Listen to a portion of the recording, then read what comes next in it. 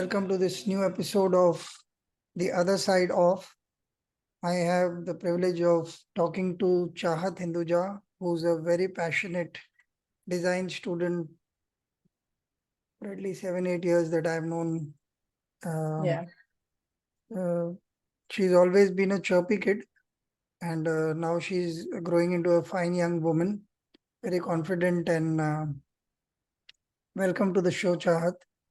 thank you. Um so the other side of is looking into something beyond the known things. So with you, I am planning to do the other side of leaving home because till around 3, 4 years back, you were studying from home Yeah, and doing the regular schooling thing. Now correct. you are with NID and been there for 3, 3.5 years now, if I Yes, remember correctly. yes, correct. So first the bad part. What is the saddest thing about leaving home? Food. Food, I think for me personally, food is the saddest part, but it is yet not like the worst. Okay, Like, it's just a lot of pros to go out of your house and, learn to be yourself. That's it. But the saddest it can get is like you will not, get the good food that you get home, ghee ki roti or something like that. Other than that, everything is great. wonderful. Uh, I'll continue the negative questioning for the first part. What is the darkest time that you've had since you left home? Like where you really felt, oh my God, how is this going to end, or is this the right decision? Did anything like that ever happen? Uh, Not really in that depth, but something close to it did. So, people usually don't know that design colleges work a little different from normal colleges. And the whole system there works in the manner of a degree of 4 years, in which your first year would be foundation, where all of you kids are working, about the same thing, same courses. And further on is where, as per your grades on that year, you get to choose which discipline of specialization you want to do in your bachelor's. And that doesn't really work out in the manner of always what you like. It a lot of times depends on what you get as per grade. And Oh, things work out sometimes differently because there are 145 kids doing the same thing. And with like percentages or points or numbers of difference, you might just not get the seats that you wanted in a particular discipline of choice. And that did happen with me, and I ended up in a discipline that I did not think about as such ever. Nobody gave us the exposure towards it. Even outside in the world, product design or fashion design is something people associate to design. But that's not it. There are more disciplines to it, there is more to it. And I got the discipline of ceramic and glass, which, if you now tell anybody, nobody knows that this is a particular thing in design. Nobody knows that. And there are so many more disciplines people are not aware about. So we always thought whoever got into ceramics and glass that this is it, like this is the end of it. It's gonna be really hard to, go in the industry and be like, okay, I just have this degree. But it's actually the opposite. And getting into it is when we realized that the National Institute of Design really started with ceramic and glass being one of the only few disciplines that they had. And it's really a big deal because there is nobody who teaches ceramic and glass in India except for the college that I go to. And over time, I realized that in that particular spot where I was really scared for myself because I did not know if I'd be able to work through this, I'm happy about the factor that I did not leave it there. I did not think of it in the manner of I'm going to leave college right away because I didn't get to do what I wanted. And I gave it a shot. I tried to do what I got into, and I actually fell in love with it. So I'm pretty much enjoying it. do you believe in destiny? Uh, 50-50, 50-50. not a lot. Hmm. Um, this was a random question, not serious in my head. It was more about what happened to you. And Hmm. uh, if somebody were to ask you, say the younger Chahat were to ask you, and she didn't know what was coming next, and you are here right now with 3, 3.5 years of experience, what is the one thing you would tell her that she didn't know that would give her uh, some kind of preparation for the journey ahead? Um, to care less, To care less, to care less explain. about things that people have, made a really big deal about it. So like, caring about marks in the manner of everything, is depending on this. So connecting to what I said earlier, getting into the discipline I didn't think I want, um, it works out. So not getting the marks did not really lead me to something bad. Getting average or getting okay-ish led me to something I am really good at. Other kids are not really good at it. They can't handle it, nor can they do it. What I can do with glass or ceramic, others can't. And that's something that people in foundation don't know in the first year. And a lot of us there are panicking about, okay, we got like, lesser grades because it's harder to be competitive there. It's 145 kids, and all of you are the art kids of your school, where you guys were the, only kids, where everybody's looking at you. You are the best at it. All of those best kids are there, and then you just feel inferior. So you tend to get more competitive, which in general gets down on you a little bit harder. So I think just to care less, because none of that worry mattered. It just didn't matter. It just had a lot of stress. It did not make any sense. So I would say care less. Even back as a kid, you care less. It wouldn't really matter. Uh, does this philosophy transfer from academics to other parts of your life, or is it right now reduced to being just academic advice? Um, no, I think I took this advice about other things in my life sooner. For academics, I took it a pretty later on in my life. Yeah. Okay. Uh, but I mean it from this perspective now. Now that you understood to care less about academics, Yeah. uh, and this is more generic advice that I'm asking you. Although you were a little uh, easygoing, you're saying with other aspects of life. Yeah. But right now, have you become more easygoing with other aspects, or there is no such thing? It's only academics has become a Uh, little more cooler for you. I have actually, because I am someone in general a little opinionated. So I've started to understand the factor of I might come off as a person who people would want to talk about, and I have started to care really less about it because that is going to happen if I'm having certain opinions. So putting yourself out there and knowing what to care about and what to take in would matter a lot. Over time, that has definitely, increased. The patience level has increased. So yeah, that's there.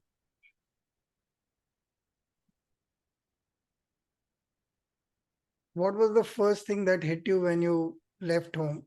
So, uh, obviously, everything else was taken care of. Your parents were helping you settle in and everything.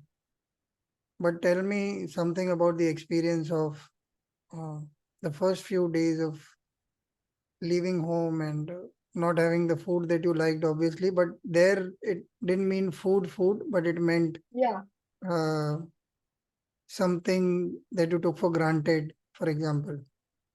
yeah. So, can you tell Uh, us a little about your first few days? um, First few days, so we went right after lockdown.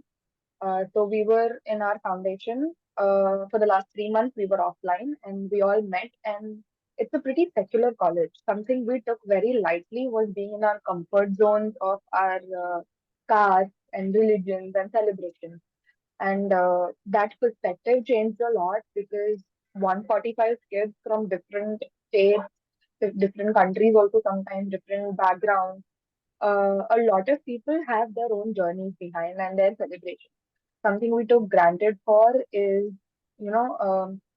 emphasizing on only our religion or our celebration, our happiness, and that changed into something very amazing, which turned out really good for all of us. Is that we learned to celebrate everyone, and that went from not just religious celebrations, but in the manner of sportsmanship. So celebrating each other's wins, celebrating and supporting our batchmates. It went from whether or not you like each other. So in schools, we just tend to, infuse ourselves in the manner of, okay, I do not like her, I do not like him, I'm not going to talk. We don't get along. It's a batch of 40 people.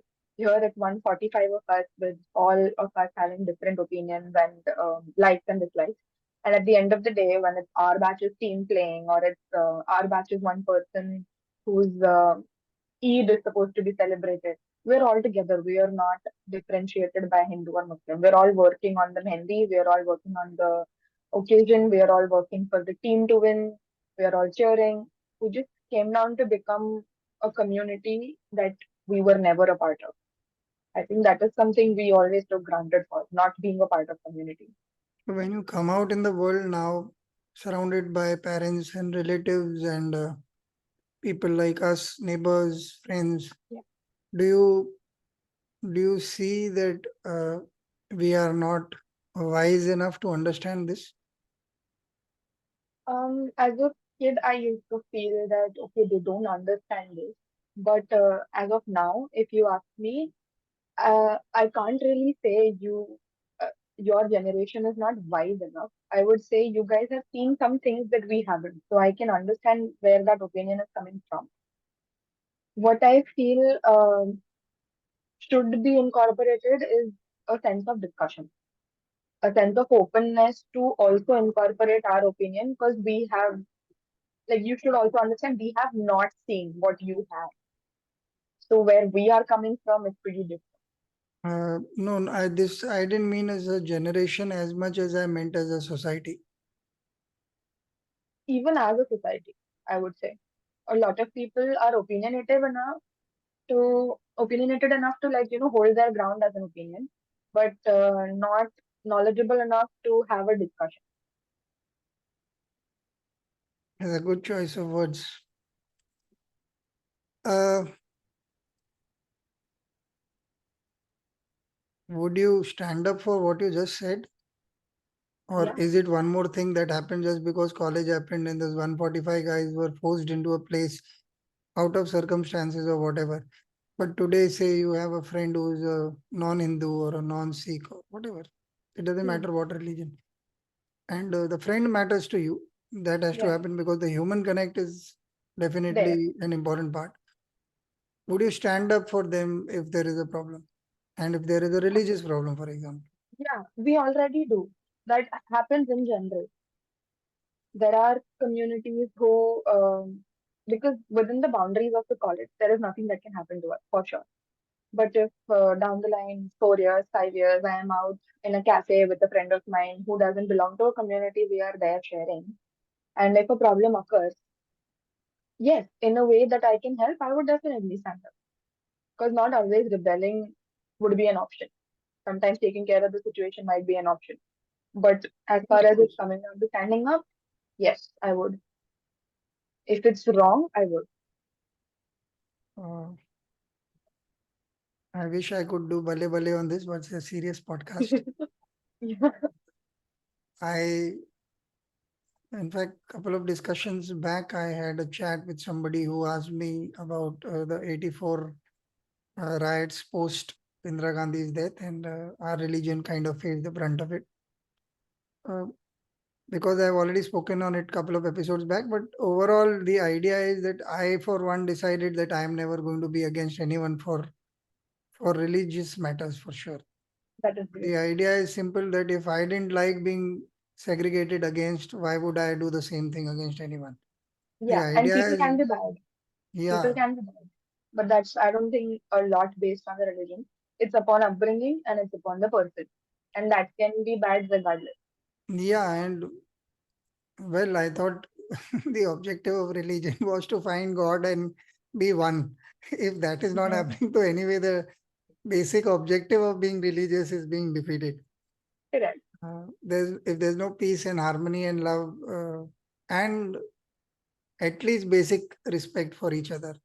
Bare minimum is needed, and I think that is what is lost right now. Yeah, and I absolutely do not like the word tolerance here because it just says that I tolerate you. It doesn't really. sound Yeah. very positive to me. Uh, Wonderful, wonderful. Uh, how did you manage to jump from being a kid who loved design to professionally studying design? What was the difference in your head, and some shocks that came up? Oh, this is what it means, and this is how, at least as a when I became a writer, I remember there's a funny episode. I wrote the very first leaflet I wrote was uh, about a travel company, and I used phrases that meant that people who use this service will die. And without knowing, because I was so interested in impressing my boss, that I wrote one way ticket, and then I wrote swan song and some stuff like that, and which effectively means your last trip. Yeah. And I didn't know, and I just these were good words, and this went with the flight thing and something whatever it was there in my head. And he could not stop laughing. He said, but once he laughed away, and I felt very miserable about it, and everybody in the office was laughing. And then he said, okay, look, one of the things you have to learn is impression is not important. Being correct and being right is very important. And you Yeah. need to know what the word means before you use it. Correct. And till date, you will not believe this. This is what 25, 27 years, 1993, 94 is when I joined advertising. And till date, if sometimes while writing, I may forget a normal spelling. So suddenly I don't know because ends with E or not. And there is no such thing that I don't know. I know. But while Correct. writing, you're so caught up in the idea or of what you're wanting to say that you are unable to remember the simplest of Right thing. spellings. Yeah. I mean, And I'm dyslexic. I can relate. and then you go back and say, what, what is that? Although you're laughing at yourself, and there is this joke I read on Facebook which said, "Ki after I die and people check my search history, they'll be surprised to know that I've been checking the spellings of the most simplest of Yeah. words." So, was there any learning for you from theory or love of a certain subject to practical understanding of how to study it? Can you share something? There was actually. So there, as a kid, because good at drawing and good at the creative side of it, uh, everybody in my family and me myself always thought, okay, something in the creative sector. I don't really see myself just in the theory. So we went over to different places and did a lot of research, and we realized that there are two sectors. And this was as a kid. So I was in eighth or ninth grade or something.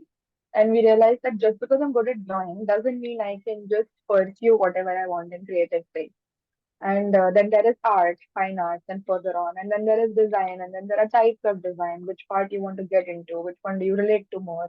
There are branches of things. Then there are aptitude tests that I took to, get more clarity. If I want to do design, if I want to do architecture, if I want to do fine arts just in a different sector. And none of these are similar. None of these are same. And you need to know your things before you get into it, at least the basics of it. And over time with research, and then I realized that basic drawing you'll need everywhere, fine. But the part that I really related more to was the part of cognitive skills. So, like the part of solving a problem in a minimalistic change or a maximalistic change. And which is why I went forward with design, not with architecture. And within design, not for fashion design. I wasn't interested in fashion design. So I went for National Institute of Design examinations and then further on took that sector. Fine arts is more of a different creative sector. And a lot of my seniors took that. And the colleges and exams for those are again different. And I always thought design, okay, yes, I can take this as a kid, but that's not it. It's completely different. Fine arts is completely different. And then I grew up and then I realized, okay, I want design. I don't want to be the drawing kid like I was. Hmm. So, but this was earlier. Once you went to college, Yeah. how did that change? College as an NID or NID. yeah, there everybody. has realized it, what they are here to do for. And in the year that we study, where all of us are studying the common thing, the first year foundation, that's where we realize like all of us are studying the same thing and we see the basics of design, the principles of design, composition, colors, how those differentiations work, how you think about particular things, minute differences, minute details of society, cognitive details, psychological differences. What I would want to design for a rural space would definitely not work for a upper middle class, urban class, none of that. And to design something, there goes a lot of research in it, a lot of practical prototyping in it, and further on is where you get to the place. So even as basic as a nail cutter, as big as an AC, all of it to be designed will have to be prototyped. Form values will matter as well as the technicalities would matter. So how to figure all of those out is what we figure out over the years. If you were thrown in a jungle and all your knowledge were taken away, Hmm. including the knowledge you had as a kid about love of design, maybe love stays, Hmm. but maybe you did not have the tools to know that you drew well or whatever. Yeah, Who would you be?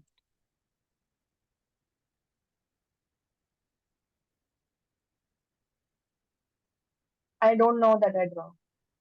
Yeah, but that's why the question is there. I know that you don't know. That's the No, reason no, the that's what I'm question. asking. I don't know that I draw right at all. But because you don't have the tools, no, you don't have a pencil or paper, you've never drawn like that. Yeah, but I can draw and sand. I'd probably be somewhere in the creative sector, but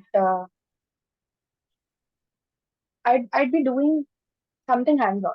So currently, I'm studying industrial design, and even before that, I was good with hands-on skills. So I think I would be doing something somewhere in a survival space, in a hands-on survival space. Okay. So now my question is a little technical. Uh, I'll try and frame it. I was trying to avoid that question, but you answered this question in the direction of the question that I was trying to avoid. Right? Uh, so there are two sides to creative. Okay. One is, I don't want to call it theory and practical because that kind of binds it. What I Binding, mean yeah, is conceptual and doing. yeah. Uh, how much is the weightage that whatever your experience, you've not reached there yet. Uh, I will frame this question better as I go along, but for now, how much is the weightage that you would give at your present stage? To conceptualization and And the I actual think doing of it, and how are they correlated? oh 50, like it's a 1:1 scale. Totally. No, I want you to get into the mind of the question. You're not. I'm not asking a theoretical question. I'm saying so you've decided I'm just talking. I have no clue what you do. So, Hmm. so say you're designing a toy car. You Hmm. decided that you are going to design a toy car, for example. Hmm. Hmm. Uh, then there is the practicality of how big the wheels should be, or you want to design with big wheels, the old Hmm. type of car, the front wheel will be smaller, the Yes, wheel yes, behind. exactly. That itself. So that's what I'm saying. Now considering I am the only person involved in this design practically. That's a given. So in that, by me saying that is 1:1 is because, like you said, big wheels, small wheels. There is no way I would know all of that without time. And the reason why it is 1:1 is because, for example, I conceptualized it and I imagined it to be with same size of wheels. But the practicality of car, when I prototype it, whatever it is, it doesn't work. And I find out the reason why. And I reconceptualize it. And I figure out I need the back two wheels to be bigger for some reason. And I redo it. And it doesn't work. And I change it. And it's a back and forth. So there is no way I would know one without the other. So the weightage of both is equal. If I am not able to practically put together what I thought of, there is no way it would come to life. And there is no way what I thought of will come to life without actually practically trying to put it right. Okay. So I get where you're coming from. yeah, I will try and frame this in a little better manner, like I said. Uh,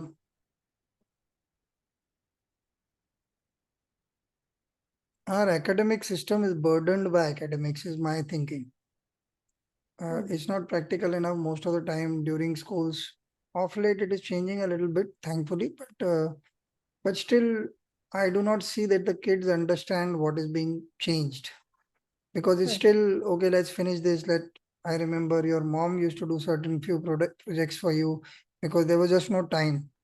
So Yeah, effectively, while you were right in getting it done on time, but it didn't really help the kid per se, which was you because you're just seeing people do it, which may have its use. Matlab, if you want to threadbare get into why education should be this like this, you can explain anything. But yeah. I'm saying as a student of any subject, do you think practical learning supersedes academic learning? I think it enhances the academic learning rather than supersede. But you think academics is absolutely necessary? Uh, with certain changes here and there, like you said, it's changing off late a little bit. With certain tweaks here and there, I think, yeah. So you're saying you would be less of a design person if this academics was taken away from you. I mean, for me, it works in the manner of I know what I am not good at. There are people who it worked in the favor of in the manner of they know what they are good at. So if what you're doing, suppose whatever we are being taught that time, and it's academically not really working very well, there are so many things right now in the world that they have something that they are good at for sure. So if this is not it, they at least know that they are good at something else. And the schooling I come from, I was in a CBSE board, and the school I was in, there were a billion activities going on simultaneously.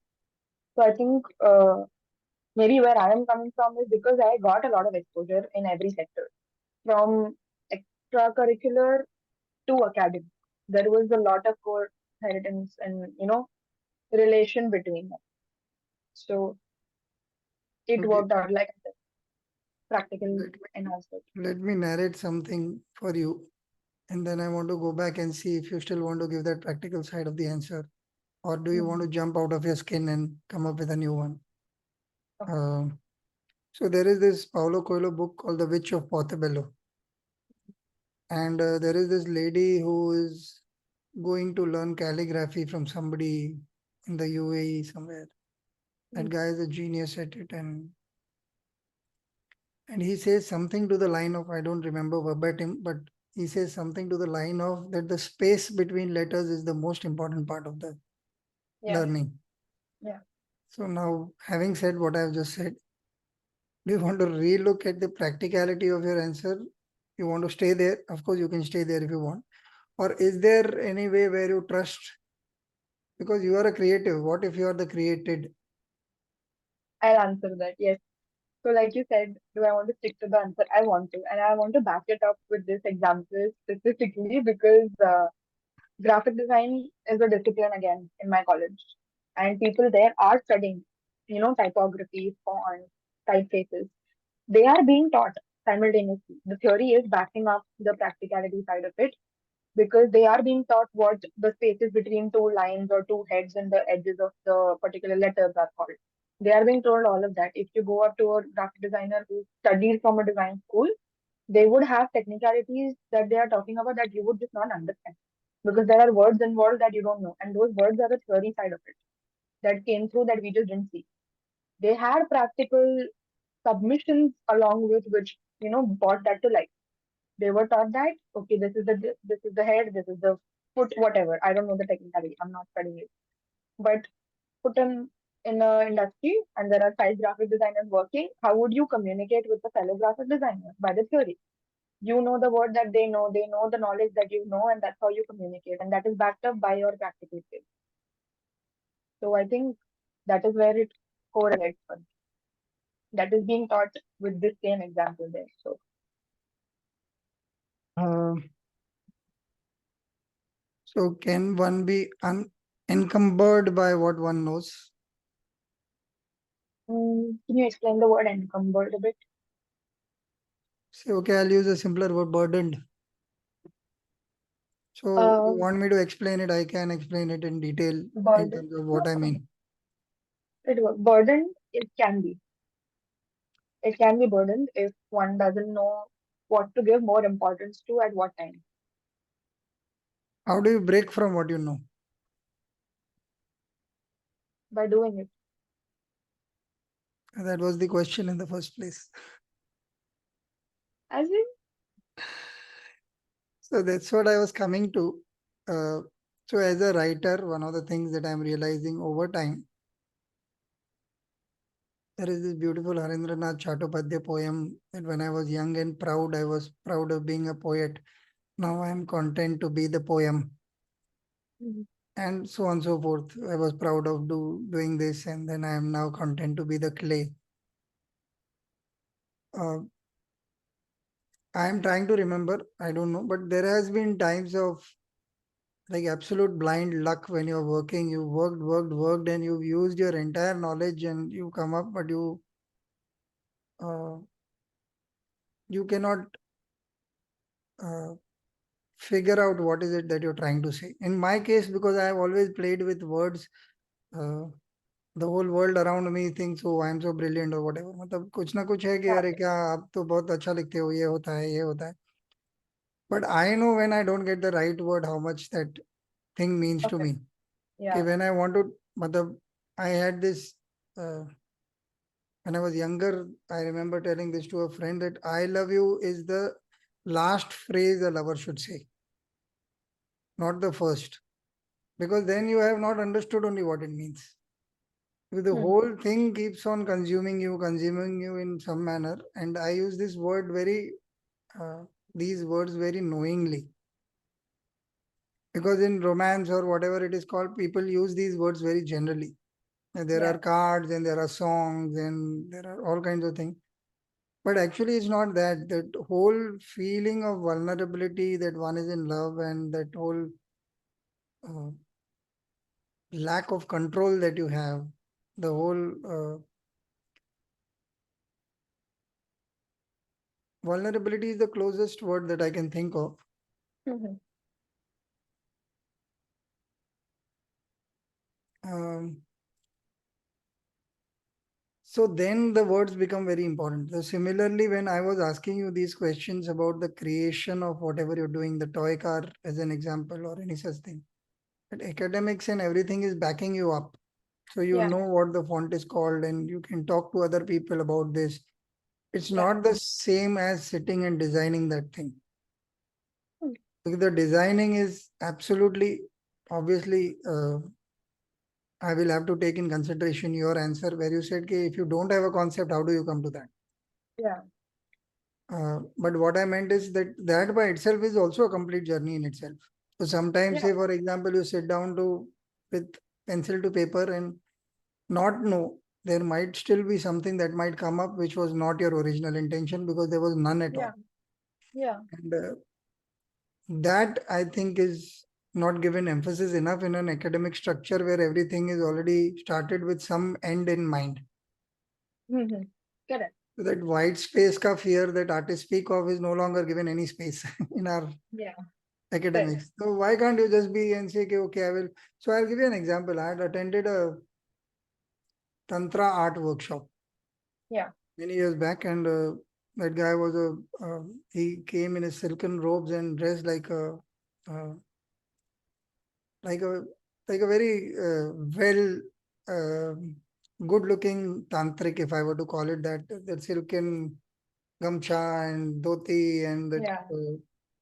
whatever that kind of turban that he wore, uh, very charismatic.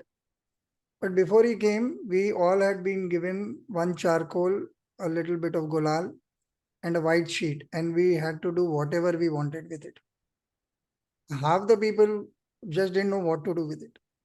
Yeah.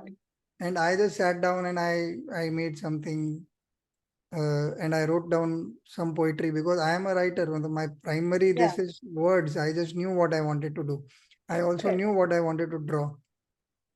And then what he did was uh, he asked all of us to leave our space and go and sit any other place.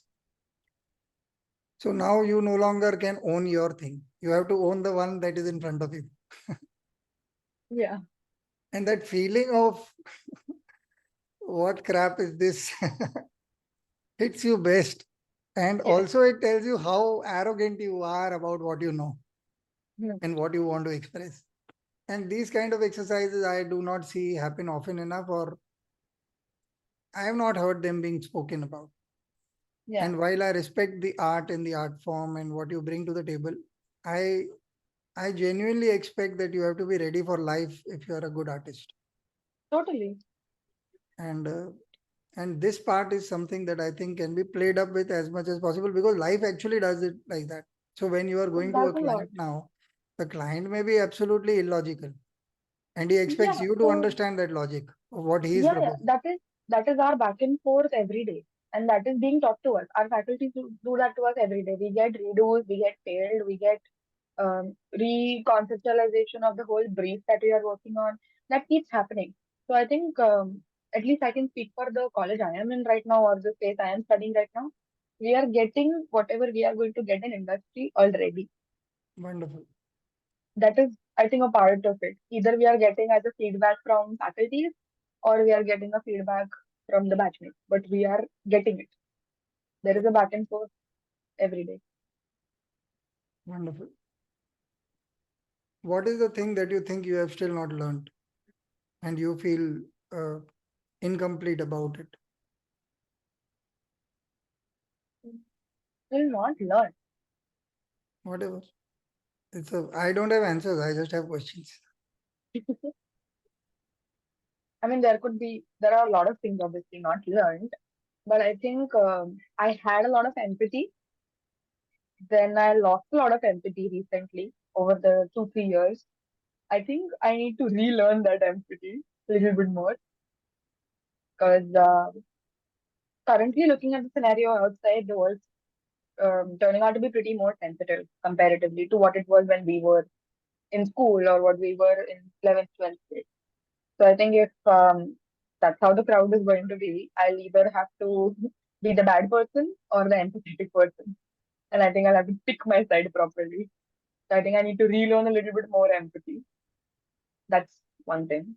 If you are saying in the manner of abstract manner. Academically, obviously, both of them. Uh, I just asked a life question. It was not necessarily academics or not. Uh, how much is nonsense important to you?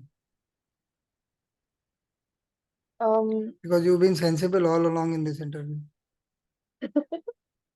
uh, as far as it's giving a little fun in life, I think little nonsense is important to everyone. Other than Sorry, that, no. sorry. You will have to answer this again because your audio got stuck. Okay, I was saying, as far as it's giving me a little bit of drama to laugh about that I am not involved in, as far as it's funny, it's going around, it's fine. I think that is important for everyone, a little bit. Nothing more than that, though. If it's going to waste my time more, or it's going to turn into something that is going to linger in my head, then no, not really. Why should you not be involved in that nonsense?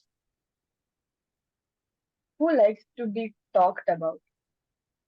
Everybody is interested in talking about something. Nobody is interested in being the talk of the town. Well, you did mention some time back that no matter who talks what, you are very clear about what you want and how you're going. Definitely, definitely. I'm saying being a part of the drama in the manner of if I am involved there, that means I'm definitely wasting my time somewhere else. Would have been better. So as far as I'm needed, I am not really tolerant, I would say, towards nonsense, a lot of nonsense, which I think would differ as per person to person. But in my opinion, it has a threshold. So Hmm. Why so serious, Chahat? what do you mean? Life is life. All these things are may happen according to our plan, or they may not, or things may So why not learn to laugh at ourselves? Don't you think it's an important aspect of learning? We do that every day. That is a part of the process. How do you think we got to what we got to? I mean, reaching down to third year in a design college is all about laughing at yourself, simultaneously laughing at your batchmates. We've been laughed on a billion. We've had cases where you are just new to college and there are seniors who are intimidating. So we do things that we are laughing about in general, but that turned out to be really great for us. Yeah, I think a little bit of nonsense is necessary in this. Like I said, if it's laughable, if it's creating a little fun drama, if it's giving you content to remember down the line 4 years, it's great nonsense. It's not really a problem. A nonsense which is going to linger in my head, which will, take up my headspace, which will not be Ah, really a good side of it. no, no. That is something I'm not tolerant towards what I Okay, think. Yeah. point taken. How do you look at your future? Do you have any plans or you take every day as it comes?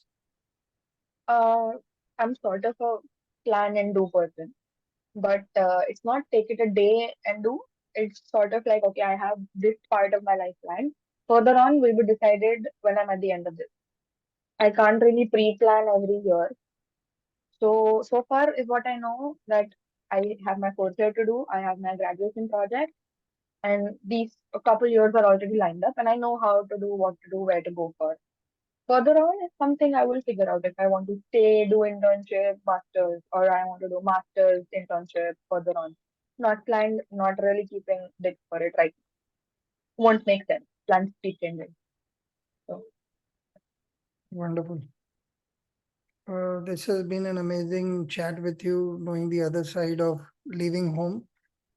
I see a wonderful self-aware girl that I didn't know existed. We haven't spoken at length about such things, obviously, yes, but kudos to your parents and to you for seeing life very beautifully. I thank wish you all the best, and we shall talk soon about one answer of yours, but that need not be on camera. So you. I'd say Okay. thank you so much. All right. Uh, Thank you. Take care. Bye. Bye Bye. bye.